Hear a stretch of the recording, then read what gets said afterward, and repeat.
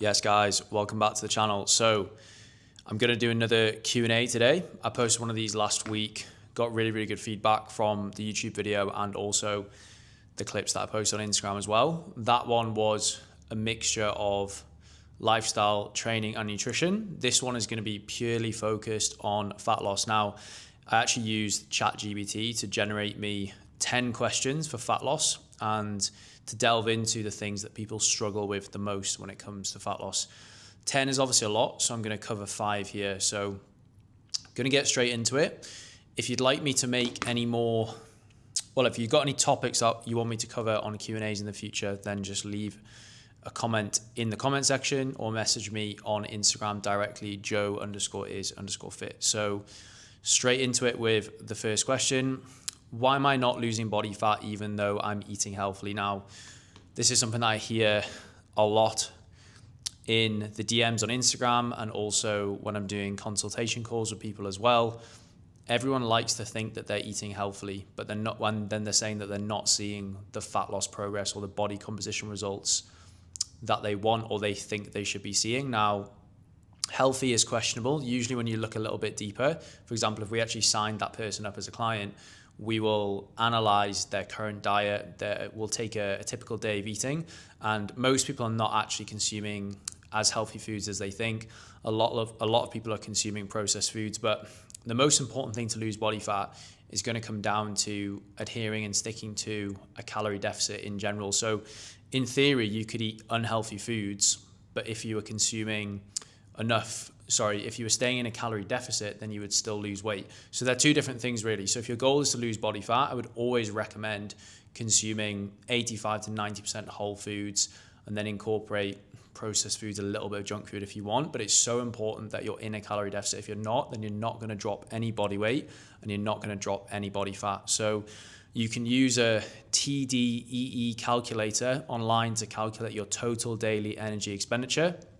That's going to be determined by your age, your gender, your activity level at the moment. For me, for example, I know off my current activity level, my maintenance calories, my total daily energy expenditure is probably around 3,000 calories. So then if I wanted to drop body fat, I would have to put myself into a calorie deficit. If I dropped calories down by 500, that would be a relatively significant deficit. So therefore I would drop body fat quicker than if I was to chop down calories by let's say 250 to 300 calories. So calorie deficit is absolutely number one, but the quality of the food and consuming healthy foods, quote unquote healthy, is going to help with digestion. It's also going to help with satiety as well. Generally, unhealthy foods, processed junk food and things like that, it's not very satiating. So you're not going to stay full for long, and the propensity for you to overeat and the want for you to eat more food is going to be higher. So calorie deficit number one, but then within that, macro structure and eating good quality healthy foods is really important. How important is calorie tracking for fat loss? Now, kind of covered that in the previous question. So it's absolutely essential. Sticking to a calorie deficit is absolutely essential. And the most accurate way to do that is going to be tracking calories. If you have experience of monitoring your food and tracking your calories for, I would say, at least a few months or a few years, then you could not track calories and you could what we call intuitively eat and lose body fat. But I just find that most people these days are, one, totally unaware of actually how many calories they're consuming, and two, they're usually massively underestimating how much they're actually consuming as well. Kind of the same thing. So I personally think for 90% of the population, calorie tracking is a very useful tool to lose body fat, and I would say almost essential. I know for me, I could not track calories and I could drop body fat, but it would definitely be harder. And a common objection that I hear with tracking calories and tracking your nutrition is that it takes too much time. But again, it's going to be the quickest and most surefire way to achieve your goal of dropping body fat. So I would say certainly invest those extra 5, 10, maybe 15 minutes per day to organize your nutrition, to track it, and to ensure that you are, again, if the goal is fat loss, ensure that you're in a calorie deficit so that you can drop fat. Otherwise, you might have days and weeks where you're in a calorie deficit and then you drop a little bit of weight, and then you might have a week where you overconsume without realizing, and then you're kind of back to square one. So again, I would say it's essential for 95% of the population, probably more, to be honest. And also as well, if you are trying to, build muscle, maybe perform at a high level in endurance events as well, whilst trying to drop body fat, if you don't track your calories and you're trying to lose body fat, you run the risk of either under consuming, which is really going to affect your performance negatively, or over consuming as well. A lot of people rely on their appetite to dictate what they eat. And when obviously you are really pushing the strength sessions in the gym and maybe you're chasing down some performance goals as well, appetite can often exceed the amount of calories that you actually need. So I actually took probably 6 months of tracking calories about 3.5 years ago. I started doing a lot more running. I actually found that I gained like 4 kilos because I was just ravenous and hungry all the time. And I relied on my appetite to dictate what I ate. And consequently, I gained body fat and gained weight. So I think it's essential to drop body fat, basically, to summarize that. How much protein should I eat for fat loss? So generally, for I would say 95% of the population, your protein target is not going to change when you're in a calorie deficit trying to drop body fat, when you're at maintenance, and when you're in a lean gaining phase or a surplus phase, when you're trying to actually build muscle and promote physique development there. So your protein target is generally going to be determined by your body weight. So for most males that we work with, depending on their composition, their protein target is going to be determined by the body weight, and the way that we calculate that is generally 1.8 to 2.2 grams of protein per kilo of body weight. For some people, we'll go a little bit higher if they've got the calories to afford it. If they're on super high calories, you can maybe bump that protein up and increase the chances of them building as much muscle as possible and recovering to the best of their ability. If the person is overweight and they have more body fat, we might go as low as 1.8, even down to 1.6. But I usually find for most guys, the sort of people that we work with, corporate professionals, people that are traveling a lot, generally around the 2 to 2.2 grams of protein per kilo of body weight is perfect and an achievable amount to hit. I find that if you go higher than that, these sorts of people, these high performers, are on the move all the time. They're going to struggle to consume that much protein.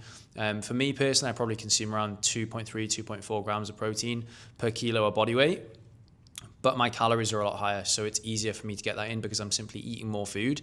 If you're on low calories and trying to drop body fat, it's hard to fit, I would say, the equivalent of 2.5 grams of protein per kilo of body weight in. So in answer to your question, probably 1.8 to 2.2 grams of protein per kilo of body weight for the majority of the population. Females will go slightly on the lower end, usually about 1.8, maybe even a little bit lower than that if the female client is overweight. And I say that's not really going to change depending on what phase of training that you're in. I think a really good rule of thumb for the majority of the population is just 2 grams of protein per kilo of body weight. How long should I realistically expect fat loss to take? I mean, how long is a piece of string? This is a very, very broad, vague question, I guess. So whenever we take a client on board, first of all, we will obviously understand, we will be provided with their body weight, and we'll have discussed this on the consultation call with the client. And then we'll want to look at visual progress photos as well. And then from there, we can map out roughly how much weight we think this client needs to lose. So for example, if we had someone that was wanting to drop 15 pounds of body fat, I would say a good amount of weight to try and lose and a good amount to aim for would be between 1 to 1.5 pounds of weight on the scale per week. So if someone was trying to drop 15 pounds, we know, depending on how they respond to the program with the training, the nutrition, the expenditure targets, and how consistent they are, this should take them between, I would say, 12 to 16 weeks. And I would say the majority of the people that we work with, usually men aged 30 to 40, probably wanting to drop between 10 and 25 pounds, it's generally probably going to take them, we usually shoot for about £1 a week. I think anything more than that, the requirement for their expenditure can be a little bit too high relative to their lifestyle and the jobs that they work, or the jobs that they do, whatever their career is. And what I mean by that is, we could cut down someone and shred them down really, really quick if we said, okay, let's do 45 to 60 minutes of cardio per day and do 12,000 steps. But is that realistic for a professional that's in the office every day and probably traveling once every 2 or 3 weeks? Probably not. So we do it in a more kind of sustainable, slower way. And it also means that we don't need to pull their calories and their nutritional intake down too quickly, which then means that they still have a good amount of flexibility to then eat out and travel and things like that. If you slash someone's calories and their carbohydrates and tell them to go and do a ton of cardio and steps, the likelihood of them adhering to that and still enjoying the process is going to be very, very unlikely. So in answer to your question, how long should it take? It depends on your starting point. It depends how much body fat and body weight you're roughly looking to lose. And then I would say it depends on your schedule and simply how much time you're willing to dedicate to the process. Like for me, if I wanted to drop 10 pounds, I could lock myself in. I could do cardio every single day. I would do loads of steps because I know how to do it, and I've got the autonomy with my schedule and the time to do that. But for some people, that's unrealistic. But I would say £1 to £1.50 per week is a good rate. If you're losing weight any quicker than that, you're probably in too much of a deficit, unless you were very, very overweight before, which means you're probably going to lose muscle mass as well, which isn't what you want. And if you're losing weight any slower than that, it's just going to take a long time. And I would say your motivation and your buy-in to the process is going to be lower. So I think that's a good rate to aim for. But it also depends on the training experience of that person as well. And it also depends if that person has been, let's say, leaner in the past, if they've lost muscle and they're gaining it back. If you have someone in that situation, they're going to respond probably a lot quicker than someone who is new to the process. Last question, number 5. Are cheat meals helpful or harmful for fat loss progress? So I'd want to kind of clarify first what a cheat meal is. So a cheat meal, I guess, would be usually a meal out that is different to the meals that you consume every single day, let's say. So for example, with myself, when me and my friend were in Marbella, we were sticking to a pretty consistent nutrition schedule pretty much every single day. But then once a week, we would go out for a quote unquote cheat meal. For us, it was a dirty burger and fries. I think you have to as well have a sound relationship with what a cheat meal is. So a lot of people will turn like one cheat meal into a cheat day, and then it's going to really, really disrupt fat loss. But if, let's say, it's just one meal per week that deviates from your normal routine, you can definitely still progress whilst incorporating that into your diet. As I said in response to the first 2 questions, the most important thing for dropping body fat and losing weight and fat loss progress in general is going to be your total calorie intake. So as long as you incorporate these cheat meals into your diet and your weekly calorie intake, then you can ensure that you are in a calorie deficit over the course of the week, which is the most important thing for fat loss. So let's say you were consuming 2,500 calories per day. In order to drop body fat, that was a deficit for you. That'd probably be the amount of calories that I would need to consume to lean down pretty quickly. And let's say, for example, you were going to have a cheat meal and that was going to push your calorie intake for one day up to 3,000. So 500 over your daily intake, your deficit.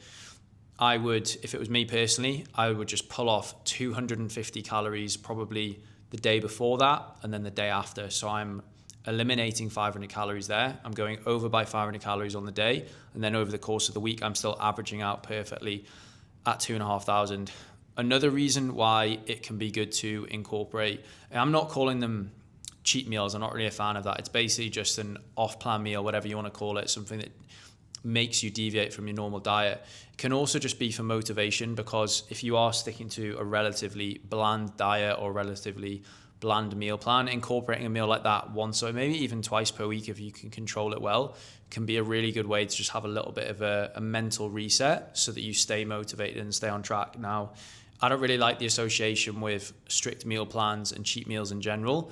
Most of the people that we work with, they generally just track calories and macros, and we'll take a look at their diet, we'll educate them around nutrition, and we'll show them the areas that they should be changing, maybe the quantity of the meals that they're eating, the macronutrient split, and then they can stick to that rather than being fully regimented on a meal plan, because it's also not really realistic if you are traveling a lot to be able to do that. But it can be a really good mental reset if you are sticking to a fairly similar diet year round. And also as well, if you are dieting down, generally carbohydrates are going to be low. You're going to be quite depleted. Your physique's probably going to have that flat look. If you incorporate a cheat meal like that, or an off-plan meal, usually your training session for the next couple of days is absolutely fantastic, because you're going to top yourself up with carbohydrates, usually a high amount of sodium as well. So the actual question was, are cheat meals helpful or harmful for fat loss progress? So I would say they're neither helpful or harmful. If you can factor them into your weekly intake, then they could be helpful from a mindset standpoint and improving your overall adherence to the diet long term. If you don't allow yourself to enjoy the food, to consume the foods that you enjoy, then you're either going to absolutely hate the process, or you're going to end up binging and consuming these foods anyway, and probably massively over consuming. So I wouldn't say they're harmful as long as they're factored into your weekly intake. and it is a good approach that you can use to make the fat loss progress more sustainable, I would say. And generally what we will do with clients, if they are running a longer fat loss phase or dieting phase, for example, we're working with someone at the moment who needs to lose, I would say, probably 30 pounds, which is generally a little bit more than most of the people that we work with. We've basically pushed really hard where he's been completely on point with everything in his program, his nutrition, his training, his cardio and his steps. He usually does that for a period of 8 to 10 weeks. And then we have what we call a diet break, where for a week we will increase his calories, we'll reduce the amount of expenditure that he's doing through steps and cardio, and we'll allow him to have a couple of these meals and deviate from his normal plan. That resets him mentally and physically.